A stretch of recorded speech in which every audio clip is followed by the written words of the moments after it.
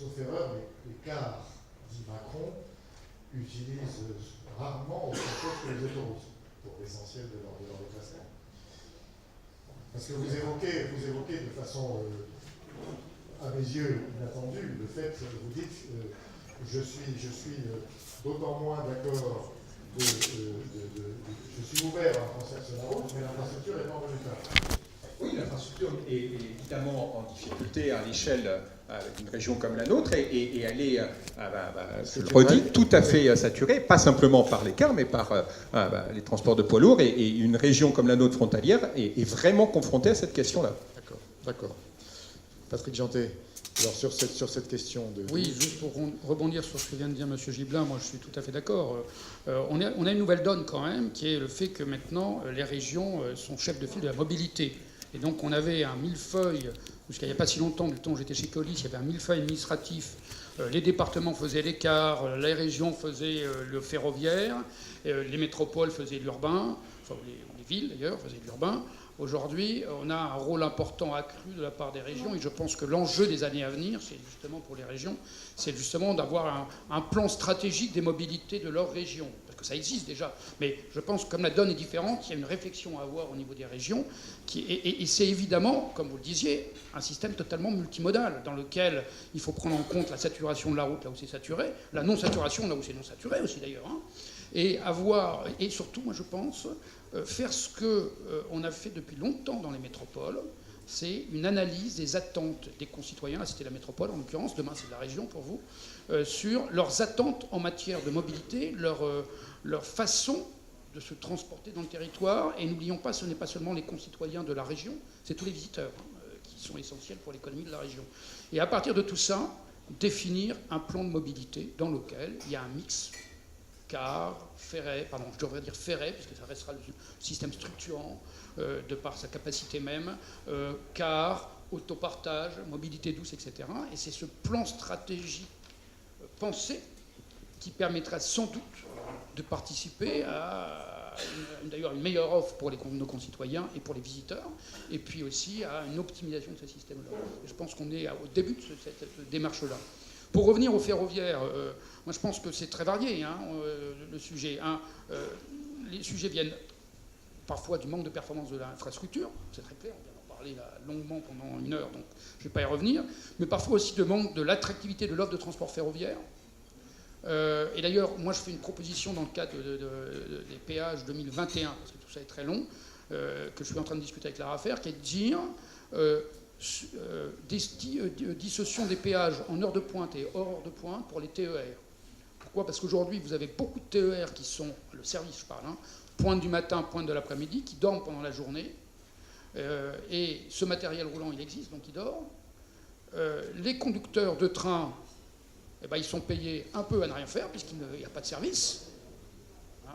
Et troisièmement, par contre, les péages aujourd'hui sont les mêmes en heure de pointe et hors de pointe. Donc moi je propose de les baisser assez drastiquement pour favoriser des services. Alors je ne dis pas que ça sera partout, mais évidemment ça permettra aux régions en tout cas d'avoir un levier supplémentaire. Donc on est en train de discuter de ça avec la RAFER. Comme de toute façon aujourd'hui, pendant cette période-là, moi j'ai pas de train, j'ai donc pas de péage, donc j'ai pas de recette. Vous voyez, mon coût marginal va être couvert, c'est tout. Et à partir de ce moment-là, ça fonctionne. Donc voilà une proposition qu'on est en train de faire et que je pense que les régions, on sera ensemble là-dessus. Et puis voilà. Et puis de temps en temps, il est vrai, force est de constater qu'entre deux petits bourgs, il n'y a pas de potentiel de clientèle pour du ferroviaire. Alors maintenant, il ne m'appartient pas à nous, réseau, de décider. Là, il y a la question de l'aménagement du territoire se pose. Et ça, c'est à chacun, c'est aux autorités publiques, évidemment, d'en décider. Ce n'est pas à SNCF Réseau, qui est là pour éclairer le débat, qui est là pour donner des solutions techniques, qui est là pour être de plus en plus transparent, même si peut-être on a encore des progrès, et je l'avoue, à faire sur ce sujet-là, pour pouvoir faire ça ensemble pour le bien de nos concitoyens. Merci. Michel Neugnot, je n'ai pas le sentiment que votre analyse sera forcément très différente. Non, c'est rassurant pour tout le monde. Hein. Oui. Votre question était de dire l'équilibre entre la route et le train. Moi, j'aime bien parler du concret. Mon voisin de droite de Corbigny a parlé de la ligne, des lignes du Morvan, Nord-Morvan, qu'on avait traité en pleine période électorale, avec un mixte entre du train et du car. Pourquoi? Parce qu'on avait sur 50 km 11 arrêts de trains qui avaient pour vocation d'aller jusqu'à Paris. Vous voyez le temps que cela donnait de parcours. Si vous vouliez que la desserte par train de Paris fonctionne, il fallait bien supprimer des arrêts pour réduire le temps de parcours, le réseau étant pas forcément totalement en mauvais état par rapport aux vitesses que l'on peut faire, compte tenu que ça tourne pas mal. Donc, on a donc eu cette démarche-là d'équilibre. C'était très dur à faire passer, parce qu'effectivement, c'est une agression contre le train. Le résultat est que dans les comités de suivi que nous avons faits, on a gagné globalement des voyageurs sur ces dessertes-là. On a gagné du temps. Et il faut continuer. Et puis, d'un point de vue développement durable, parce que tout le monde pense au train en disant qu'il est électrique, ça n'a pas été encore dit, mais souvent sur cette ligne-là, c'est diesel.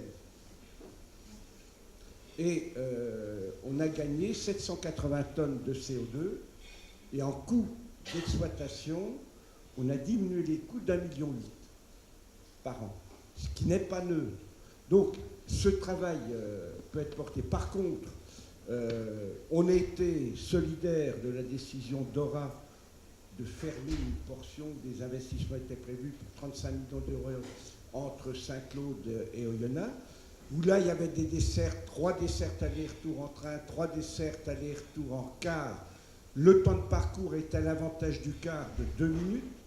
Voilà, donc il y avait 15 abonnés. Il y a 15 abonnés sur cette ligne-là.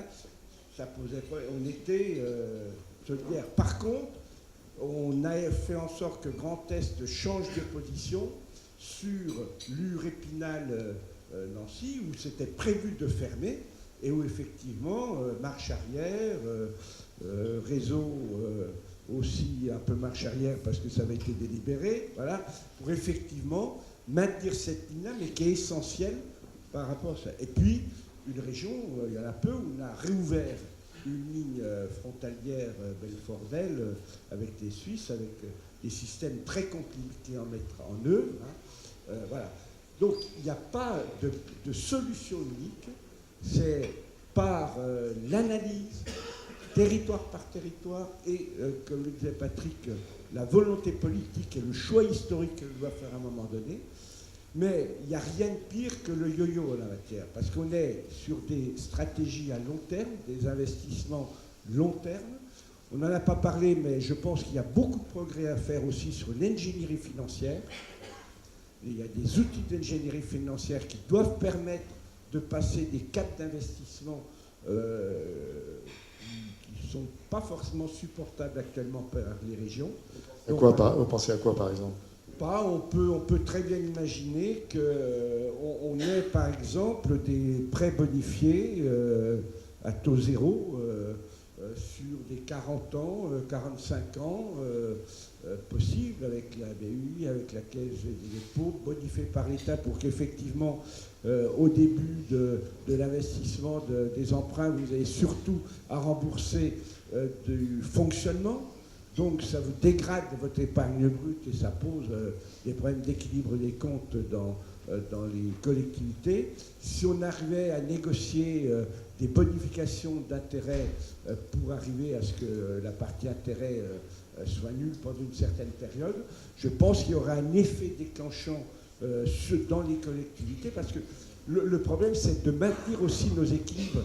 On a, dans toutes les régions, la part d'épargne brute qui a tendance, compte tenu du poids des investissements, qui a tendance à baisser fortement, et il faut s'en préoccuper. Donc, on peut très bien, avec des mécaniques financières, permettre de donner le coup de rein, qui est possible, parce que souvent, on a la difficulté, il faut acheter du nouveau matériel, parce qu'on a aussi dans toutes les régions ce renouvellement. En même temps, on a le travail sur le réseau. Quand vous faites l'accumul de tout ça, on a des lycées aussi dans lesquels on doit travailler. Alors des régions qui sont en dynamisme, qui construisent des lycées, des régions qui ne sont pas en dynamisme démocratique comme la mienne, où effectivement on essaie, comme il y a moins d'élèves, de faire des travaux pour resserrer sur moins d'espace les lycées. Et il y a conjonction de tous ces investissements nécessaires. Donc l'ingénierie financière peut être aussi un outil et une réponse.